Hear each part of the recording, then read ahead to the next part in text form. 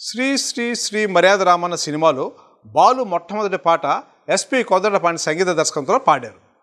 ఈ పాట రికార్డింగ్ రోజున ఓ గమ్మత్తైన విషయం జరిగింది. పాట రికార్డింగ్ ముందు రోజు ఎస్పి కోదండపాణి బాలుతో రేపు నీ దగ్గరికి కారు వస్తుంది, ఆ కారులో బయలుదేరి విజయ గార్డెన్స్లో రికార్డింగ్ థియేటర్కి వచ్చామని చెప్పారు.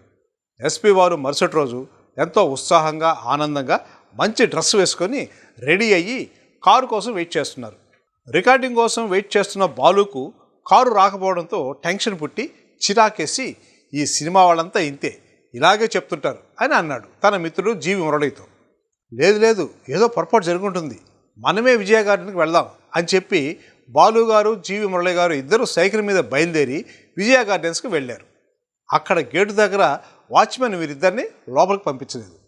బాలు మిత్రుడు జీవి మురళి గారు వాచ్మెన్ని బతిమలాడుకుని లోపలికి వెళ్ళి కోదండపాణి గారికి విషయం చెప్పారు. బాలు కోసం వెయిట్ చేస్తున్న కోదండపాణి బాలును వెంటనే లోపలికి పిలిపించి పిబి శ్రీనివాసు పి సుశీల కాంబినేషన్లో బాలు గారితో 1965 డిసెంబర్ 15న బాలు మొట్టమొదటి పాట రికార్డ్ చేశారు. 1966లో పద్మనాభం నిర్మించిన శ్రీ శ్రీ శ్రీ మర్యాద రామన్న చిత్రంతో సినీ గాయకుడిగా ఆయన ప్రస్థానం ప్రారంభమైంది. అనతి కాలంలోనే మరిన్ని అవకాశాలు తలుపు తట్టాయి. మొదట్లో ఎక్కువగా తెలుగు తమిళ చిత్రాల్లో పాటలు పాడే అవకాశాలు వచ్చాయి. చాలామంది నటులకు వారి హావభావాలకు నటనా శైలికి అనుగుణంగా పాటలు పాడేవారు బాలు.